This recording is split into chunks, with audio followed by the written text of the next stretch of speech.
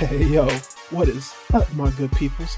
It's your boy, Big Chris, aka the Compton Animator, and I am here once again to bring you another dumb as hell video. And on this time, we got another sweet video review. And for this one, it's another one of what I did last time. We're gonna be talking about another horror movie. This one is a little bit different. It's not a slasher film like the Michael Myers movie. It's actually something fun. It's The Conjuring. The Devil Made Me Do It. Now, if you've ever known me, you ever talked to me, you've ever had any type of conversation with me as far as horror movies go, you know that the Conjuring movies are some of my favorite movies. As far as at least the first two Conjuring movies, I really enjoyed those. I thought they were phenomenally done. I was just so ecstatic with them and just everything that they did. They were just really fun movies. So when it came to this one, I'm gonna get into that a little bit, but I was pretty interested in this one. So without further ado, I'll tell you that I break my reviews down into four pieces. I start off with my overall general feelings. My overall expectations going down. Sorry about that. My overall positives, my mixed feelings, and then I end this bitch with a review score. So, Conjuring. The Devil Made Me Do It. This is a movie that I had, I would say, a good amount of expectations going in. When I first saw the first trailer for this movie, or even heard that they were making a Conjuring movie, a third one, I was pretty excited because I love the first one is in like my top five of favorite horror movies, maybe number two or three. And it is a phenomenal horror movie. It harkens back to the old style of a lot of the older horror movies, which I just enjoy immensely and love so much.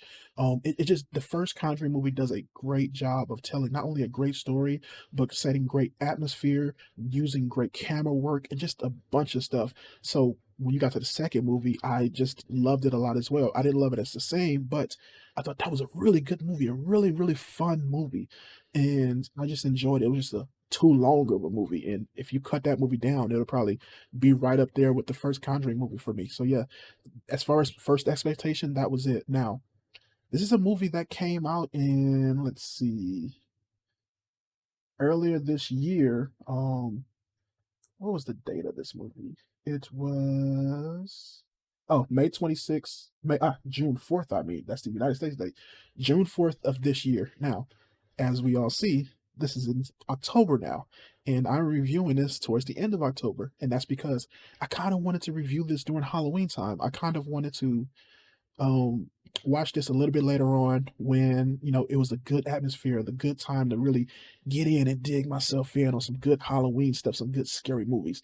And because of that, I kind of had a little bit more tempering of expectations to where I not read the reviews or even watched I mean, not watched, but looked at a Rotten Tomatoes score or anything. But you heard through the grapevine of, oh man, this movie ain't that good, or oh, I liked it, but I didn't like this, or I loved it. I kind of heard it all points of views from this movie, and I was very interested to see, okay, how would I feel about this?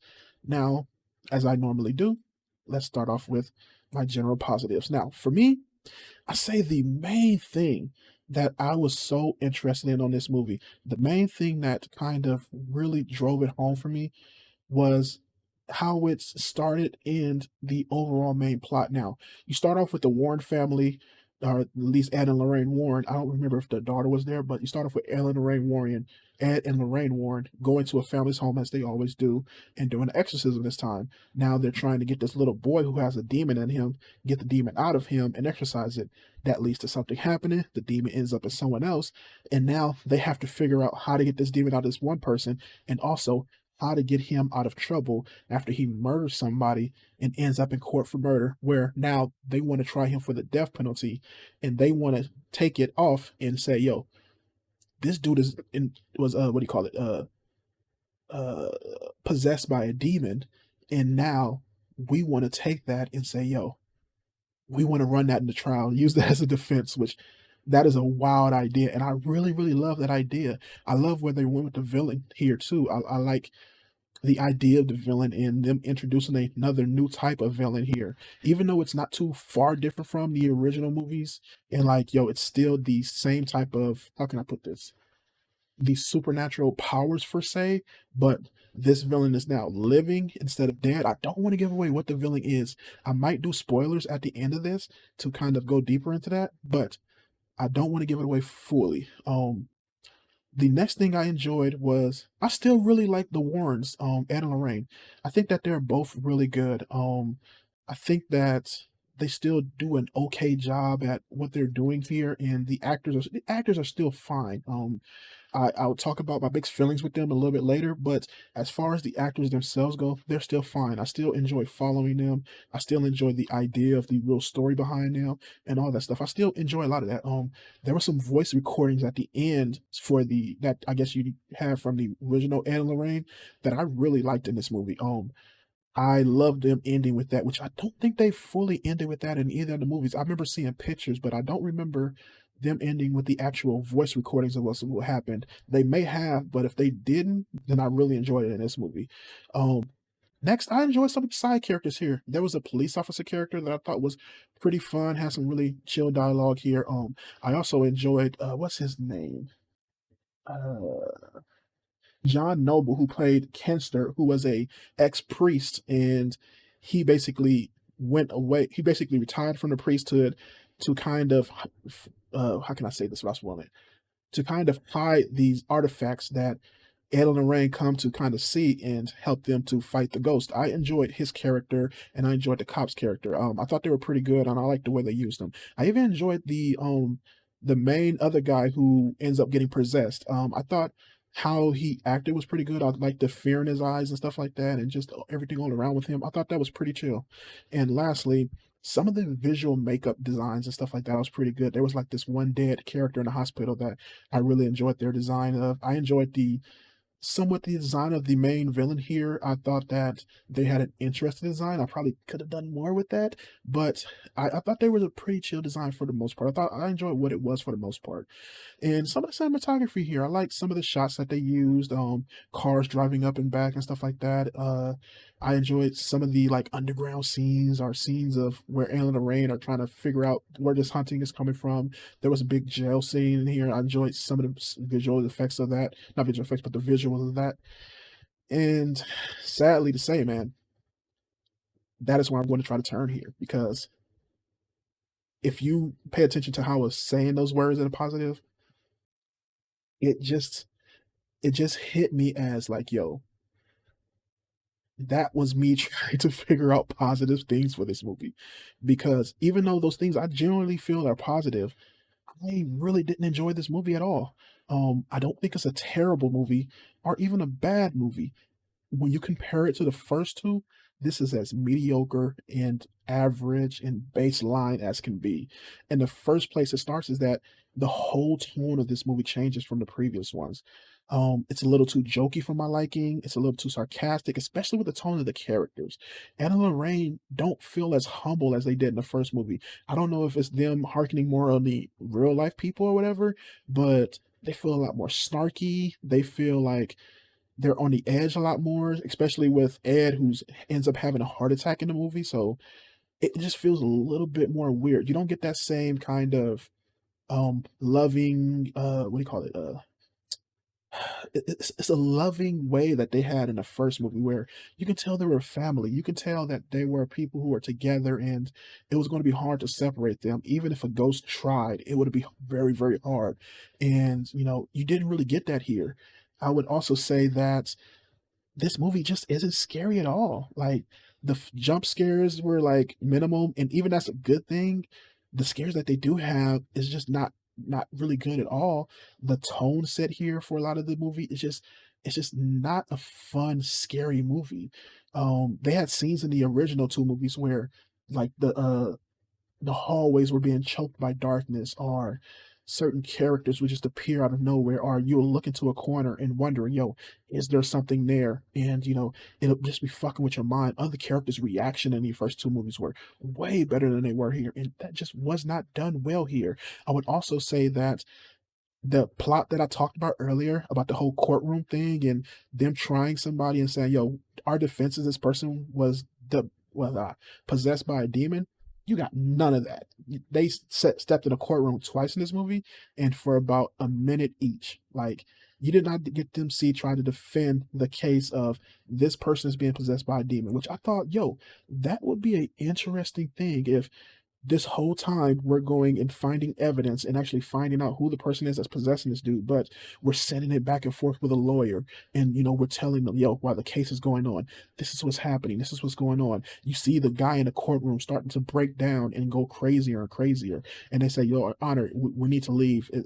He's just not feeling well right now and stuff like that. Maybe something in the courtroom floats in the air and, it starts affecting it. Like, I understand that this is a quote unquote based on a true story, but play here, have fun here, use some crazy things. Like, I feel like they did that in the first two movies. They just did not attempt it here. And they didn't really play and have fun with the story, especially that aspect.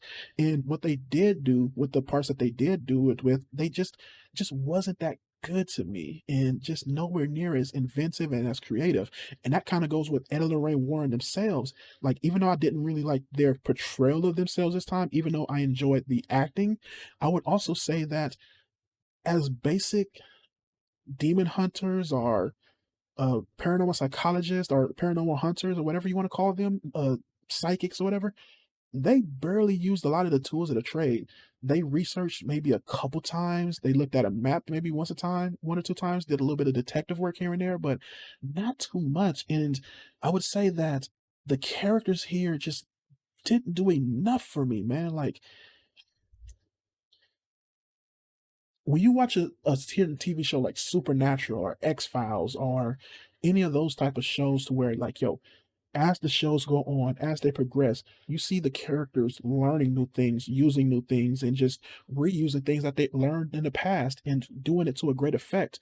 And I don't feel like we got any of that here. That was very minimum. Even stuff that they had in the previous movies, they still didn't use and didn't put any of that to good effect. And that was kind of annoying at a certain point in time. Like, um, Lorraine Warren goes up against this villain, and it's kind of a similar offset to her. But instead of being either prepared for it better or trying to research things that they could use to fight this new villain, they just go in blindsided or just kind of going off of emotions. And it didn't seem like them from the first two movies where they seemed more well prepared. They seemed to think things out better. They seemed to research stuff out better. They seem to, when they get to a place, actually do a lot of evidence hunting and looking around and asking questions a lot better. Here they just didn't do that. Let's see what else.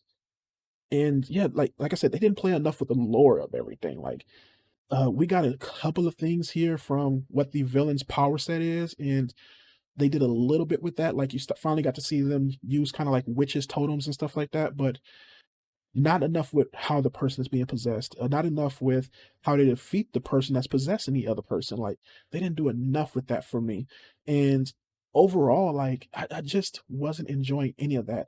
And the little topper where I enjoyed some visual effects here, there was a scene, man, where two characters, which I could say Ed and Lorraine, were getting ready to fall off a cliff. And the background effects of that looked terrible. And you kind of saw it in some other places where it just looked terrible.